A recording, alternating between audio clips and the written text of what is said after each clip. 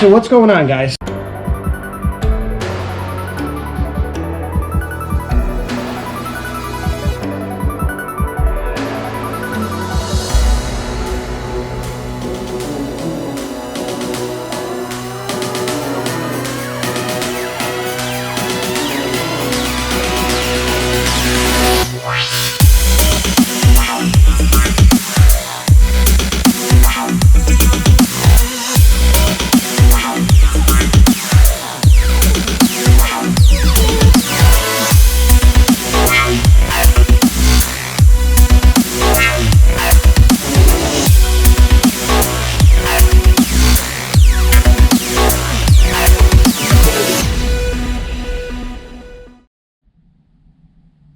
Well, hi.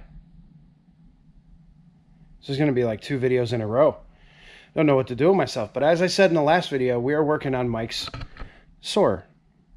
And we are going to be doing the retrofit to the newer style wastegate, because CX Racing still uses the 4-bolt that was like included with Alice Chalmers tractors from 1942. So we got to update things a little bit, and I kind of spared you guys the headache of watching me remove this manifold and the turbo and the downpipe and all that stuff. Mike, if you're watching, clean the studs next time, buddy. Makes it a whole lot easier to screw things on and off. But we'll take care of that.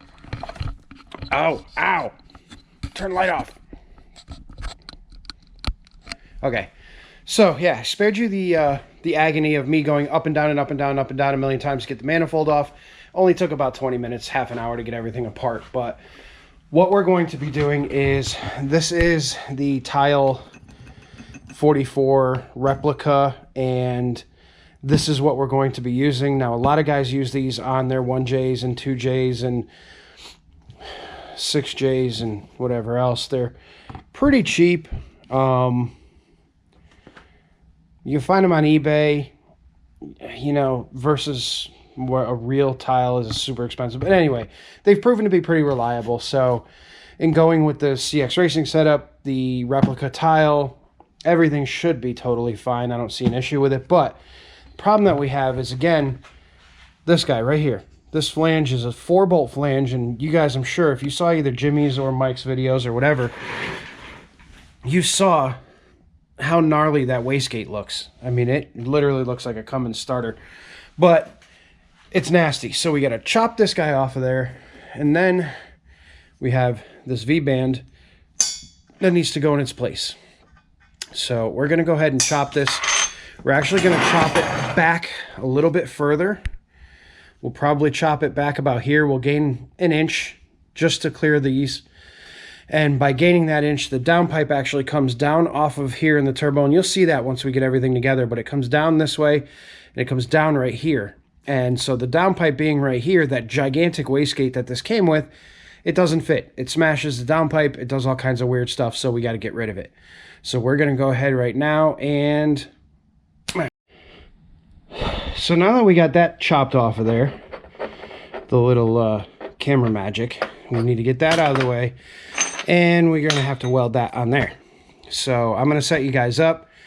We're going to go ahead and weld this thing on here. And then once we've got that welded on, we can mock everything up. We'll put the turbo back on the manifold. We'll put the downpipe on the turbo. And then we're going to figure out what we need, because we're actually recirculating this into the downpipe. And the downpipe is actually sitting right there. So we'll put it all together. I have everything marked out on the turbo and on the downpipe, so that we can orient this thing outside of the car just the same way it was in the car, and that'll give us the ability to properly set where the wastegate's going to go and everything else, and then we can test fit the manifold and yada, yada, yada. So let me set you guys up. I'll get the welder ready, and we will weld this together.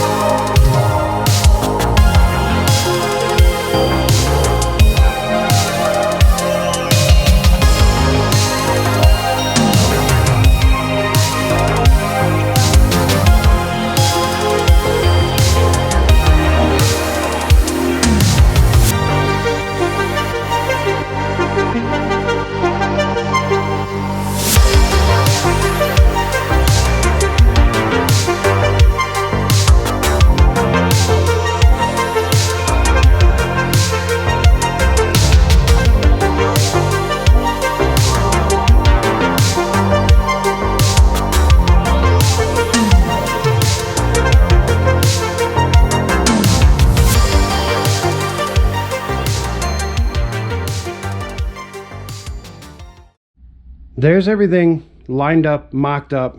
You see we made, and don't worry about this crappy V-band clamp. I don't know where the hell that thing came from, but it was on the car and it's splitting and doing all kinds of weird shit. But that little alignment mark right there goes all the way up and across the two V-bands, and we were able to line those back up again. So now, before, remember this was our old setup, and if you can picture, you know, take a 1/4 of an inch out of that and you'll see how close that is to the actual downpipe. Now you only have probably 4.5 inches, and that wastegate is like 6 inches tall. So what we have to do now is we're just going to do a quick test fit. This thing's still haven't completely cooled down, but we want to make sure that the fire ring falls out of that and hits the ground, because that's good for it. That we take this and we put it on its location and make sure that it clears the downpipe. And it does. But not by much, which is why I wanted to take that extra inch out of there, because if we had that extra inch of tubing, we would be literally right on top of the downpipe, which is right there. So now we can set this back a little bit, and then we are going to come out of the bottom of the gate here, and we're going to go right back into the exhaust, and we have plenty of room to do that, so we should be golden. All right, guys, there's what it looks like so far. So basically, what we're dealing with now is we got the gate mounted. We got everything in its correct location. It clears the O2 sensor bungs that are back here. It actually, with the top port, still clears the downpipe, which is one of the big concerns. That's why we took that inch out of over here, if you remember. You know, that piece right there, which would have added another inch and slammed all that right into the downpipe. So we got that good. Now what we need to do is we need to take this whole assembly over to the car. And I just have all this stuff tacked up right now, except for that. That's not tacked yet because we're going to cut this back a little bit and push that back. Now, whenever you have a downpipe and you're recirculating the wastegate, what you do not want to do is connect these two pieces together rigidly. Because this wastegate tube, along with the manifold and the downpipe, being stainless, are all going to wiggle and move around, and they change while they get hot and this, that, the other thing. If you mount this solid to here, what you're going to end up with is you're going to end up with a crack in either the downpipe, the wastegate flange, or worst case scenario, the manifold itself could crack, just because the stresses are so much different. And not only that, but every time you went to put this thing back together, you went to take the gate out or whatever, you wouldn't be able to put everything back together. With this little, you know, flex joint in here, we'd be able to wiggle this thing around and kind of put the gate in and get everything lined up and tighten down, and then, you know, it'll have some wiggle room to it. It'll have some movement. So what we're going to do now is I'm actually going to take this whole assembly over to the car, and we're going to drop it in there, make sure that it all fits, and then I think we're going to continue tomorrow because it's like 12:30 now and I'm starting to get tired. So we'll take that over to the car, see if it fits. All right, so hopefully you guys can see up in this dark cavernous area here, but we got clearance. Clarence.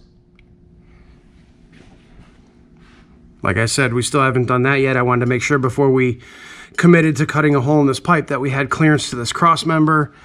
We even have clearance to the transmission cooler lines, which this whole thing, manifold's not bolted in, but it's going to sit about there, so we gain even more clearance to those lines.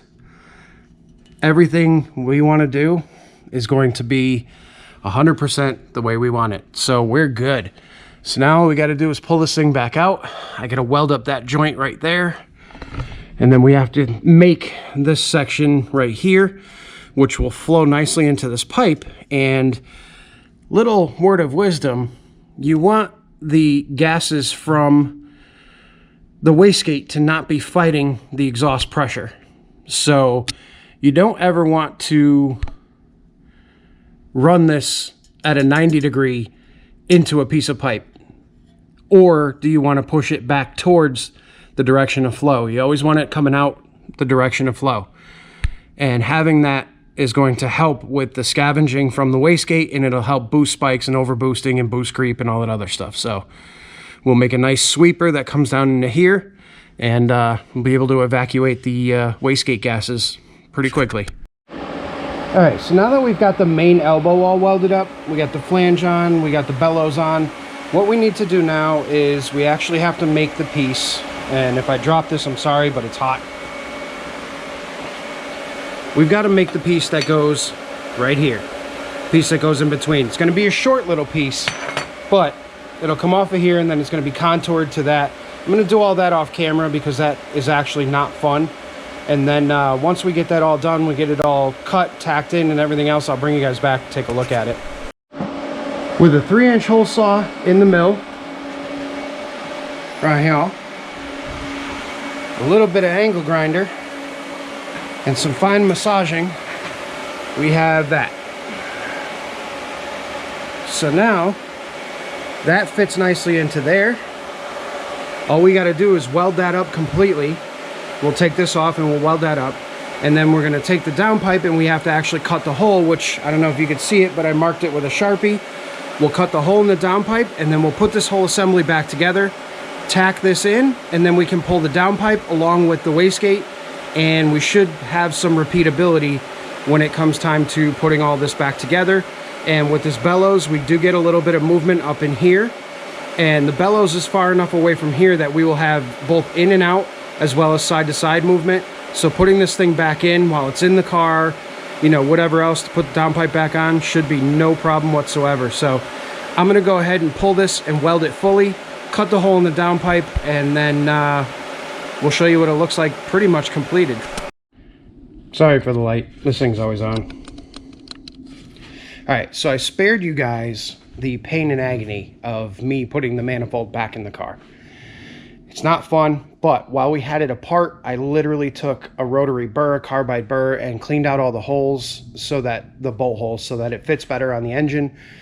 I also went ahead and took another small rotary burr and clearanced out some areas for the nuts to the, you know, flat seat on the nut. I don't know if I have one here that I could show you, but they are flange nuts, like these nuts, but with flanges. And they have to fit in a certain area, and the tubing on this manifold is a little bit too big and it interferes, so had to grind a little bit out, but that's what you get with the CX stuff. Although its quality's gotten a lot better, the fit and finish could use a little bit of work. But yeah, so we got that in and got everything bolted back up. So let me show you what this wastegate looks like up inside. I don't know how well you guys are going to be able to see it. Let me see if I can get a different angle. Yeah, you can kind of see it right there. There's this big plate in the way, but it sits right up there. And it recircs right back into the downpipe. Everything fits, there's plenty of room. You can get to all the clamps to take the wastegate off. Everything is still there. It clears everything, clears all the tubing, clears all the piping, so we are good to go. Now, the only thing left is to fire this thing up and see what it sounds like without a big ass exhaust leak, which was making it sound like a John Deere tractor. So I'm gonna drop it down, we're gonna fire it up, we'll hear what it sounds like. Everything's back together. We're literally just waiting on the intercooler kit to come so that we can run this to the factory intercooler pipe, which is somewhere in this general vicinity here, and we'll be good. But can't even really see the gate down there, or maybe you can, but it's down there, fits in, tucks in nice. All the cables and hoses are there, so I think all that's left to do now is reconnect the battery and start this thing up, see what she sounds like.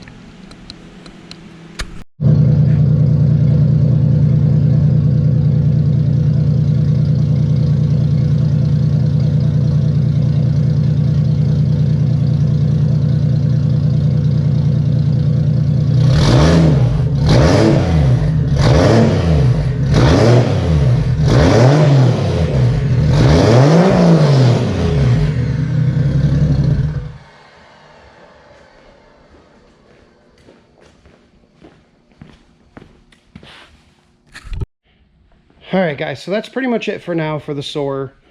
We got it running, we got the wastegate installed, it's nice and quiet. Now we got to plumb everything. So I think Mike's going to do it when he gets back. He's got to plumb the wastegate, he's got to do whatever kind of boost control he plans on doing, that's got to be done. But I set everything up. The wastegate's all set up, inlets and outlets are all set up. Everything it's pretty much good to go. We actually had a bit of an issue too when we did the manifold, because some of the bolts were cross-threaded, some of the nuts were cross-threaded. We had to retap and thread chase a lot of the studs, clean up all the studs, oil them down, make sure everything was good, put a few new nuts on it. Just little crap. It looked like, you know, it just needed to be done. So now if this manifold ever needs to come off, it should come off nice and easily. All of the studs have been reconditioned, all the nuts have been reconditioned, and everything is good to go. And everything is tight. That's the biggest thing. There's no leaks, there's no nothing, so we are good to go. All right, guys, so thank you so much for listening to me. I'm out of breath. I just ran up and down the stairs a few times. Need some exercise. But, yeah, so it is good to go, and we're going to end on that note, and I'll see you guys on the next one. Have a great night, everybody.